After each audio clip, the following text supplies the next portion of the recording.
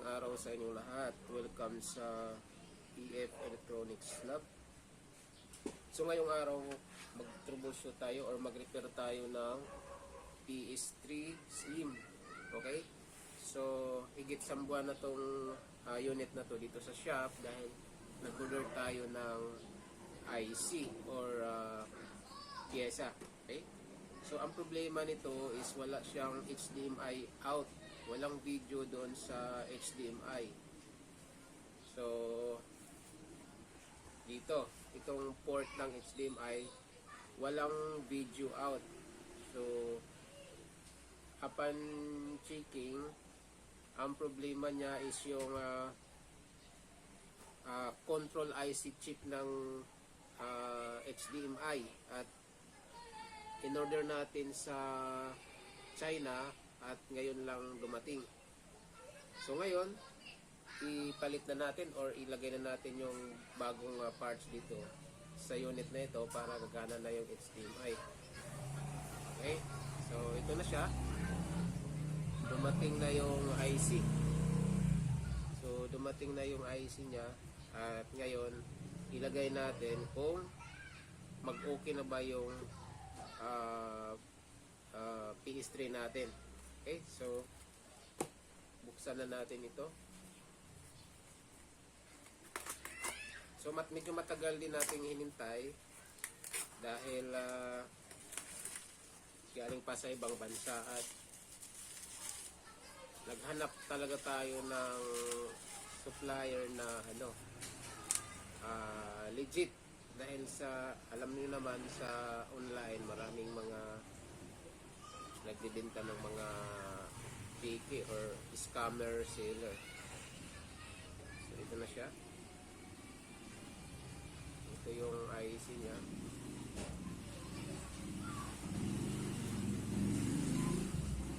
Ayan.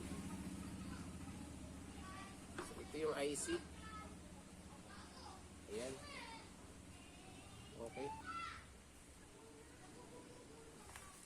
Number nito is MN 8647091. Okay. For PS3 Super Slim control IC chip. Okay, doon sa HDMI.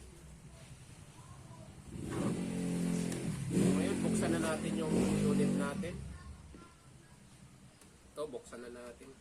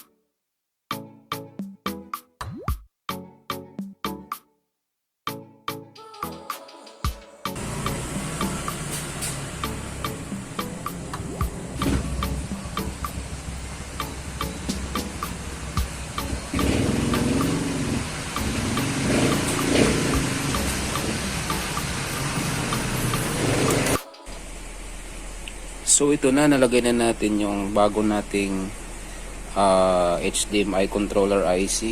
Ayan. Okay. So ngayon, ayan, testing na natin siya kung magkaroon na ba siya ng HDMI out. So maglabas na ba siya ng video dito sa may HDMI dito. Ayan. Okay. So ngayon ititest na natin siya. Okay.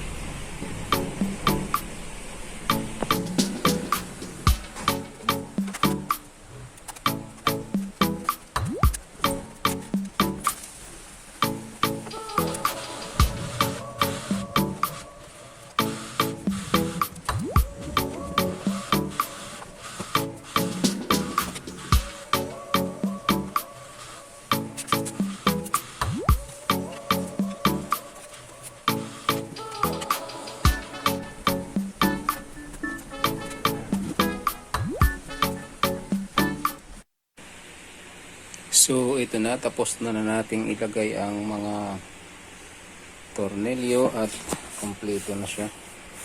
Nabalik na natin yung takip. Ayan, so ngayon i-testing na natin. Okay, so ilagay ko muna yung mga wire dito sa PS3 natin.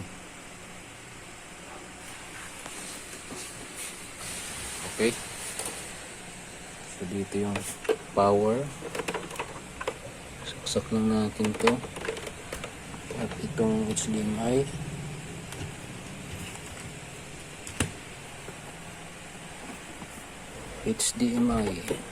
cable, yan. Tapos itong PS3 controller.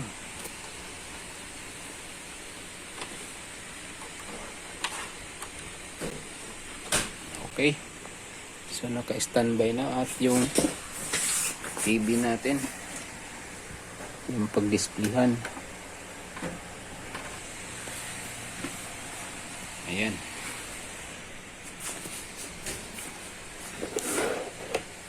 So sana okay na siya. So ito yung pakita ko lang sa inyo, yung HDMI IC dati. Ayan na, pumutok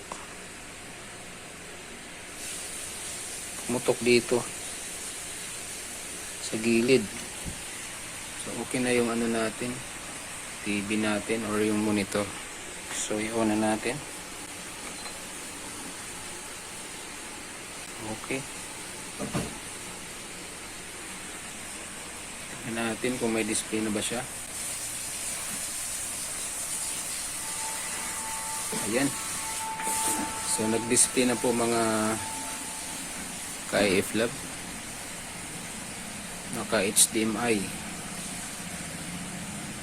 Okay, so ngayon na-solve na natin ang problema natin. At sa mga bagong viewers dyan, huwag kalimutan mag-subscribe, at salamat sa inyong panonood at pagtiwala sa ating channel, at sana ay makabigay ito sa inyo ng konting kaalaman kung paano ayusin ang PS3 na walang HDMI out or no video pag doon sa HDMI. Okay, salamat.